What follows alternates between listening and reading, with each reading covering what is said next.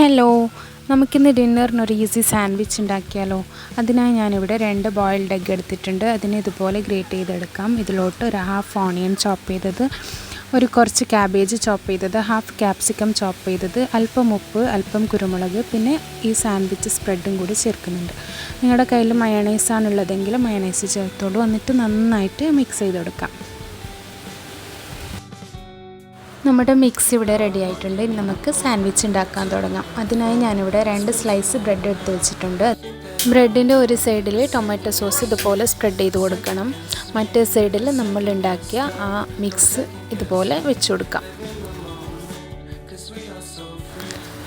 ഇനി ഇതുപോലെ മൂടിക്കൊടുത്താൽ നമ്മുടെ സാൻഡ്വിച്ച് ഇവിടെ റെഡിയായി. ഇതുപോലെ എല്ലാം നമുക്ക് ചെയ്തെടുക്കാം.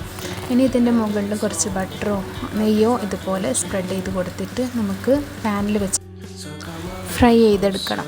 2 സൈഡും നല്ല രീതിയിൽ മൊരിയിച്ചിട്ട് നമുക്ക് എടുക്കാം. നമ്മുടെ സാൻഡ്വിച്ച് ഇവിടെ നന്നായി മൊരിഞ്ഞ് വന്നിട്ടുണ്ട്. ഇനി നമുക്കിതിനെ പാനിൽ നിന്ന് മാറ്റാം. അങ്ങനെ നമ്മുടെ സാൻഡ്വിച്ചസ് ഒക്കെ റെഡി ആയിട്ടുണ്ട്. നമുക്ക് ഇനി ഇതൊന്ന് കട്ട് ചെയ്ത് കഴിച്ചാൽ മാത്രം മതി.